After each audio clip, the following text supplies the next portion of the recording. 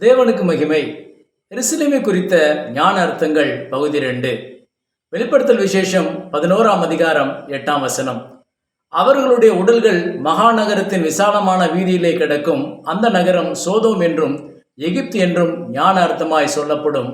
அதிலே நம்முடைய கர்த்தரும் சிலுவையிலே அறையப்பட்டார்.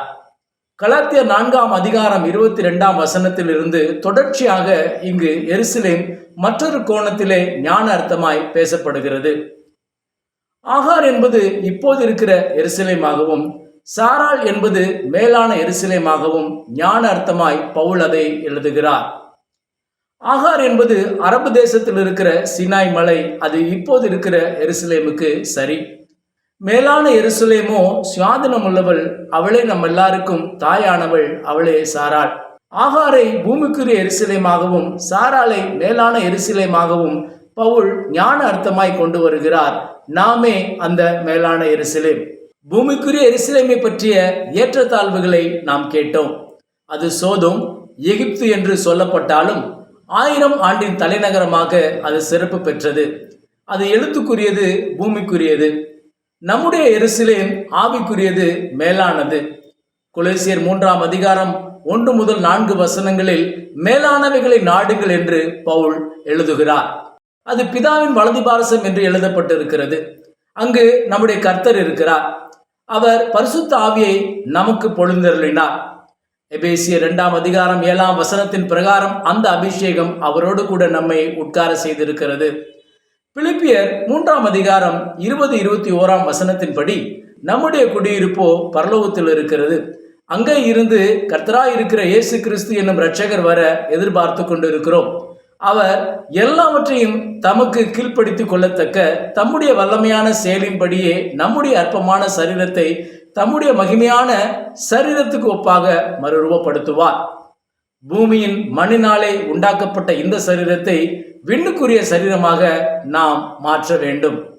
1 கொரிந்தியர் 15ஆம் அதிகாரம் 48ஆம் வசனத்திலே மண்ணானவன் எப்படிப்பட்டவனோ மண்ணானவர்களும் அப்படிப்பட்டவர்களே, வானத்துக்குரியவர் எப்படிப்பட்டவரோ வானத்துக்குரியவர்களும் அப்படிப்பட்டவர்களே என்று எழுதப்பட்டிருக்கிறது.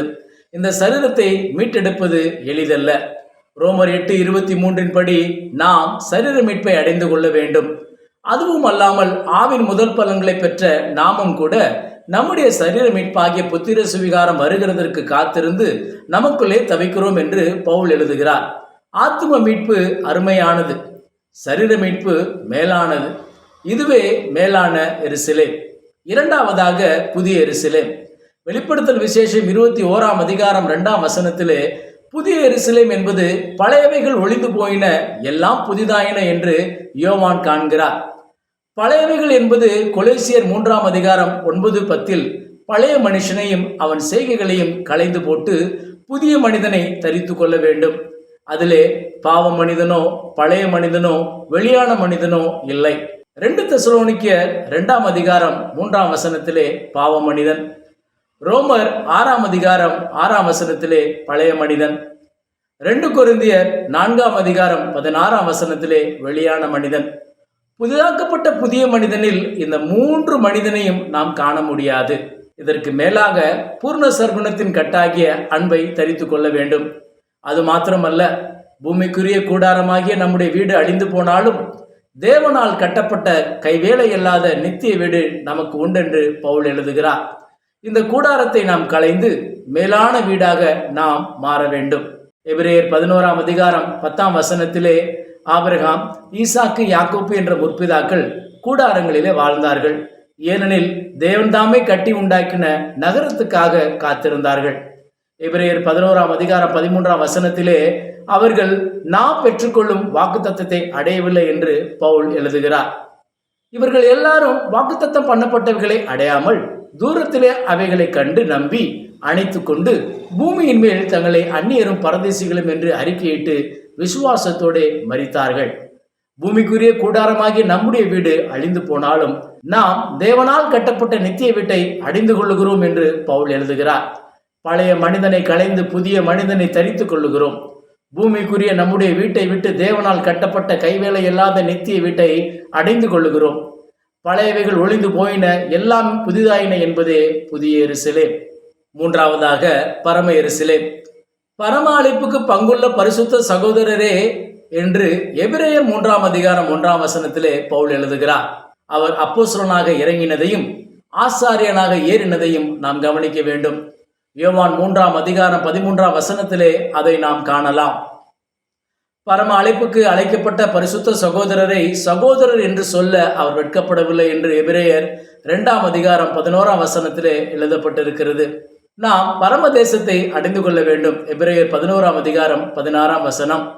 பிலிப்பியர் 3ஆம் அதிகாரம் 14ஆம் வசனத்திலே பரம அழைப்பின் பந்தய பொருள் என்று எழுதப்பட்டிருக்கிறது. பரம அழைப்பின் பந்தய பொருள் என்பது பரம வாசஸ்தலத்தை தரித்துக் கொள்வது.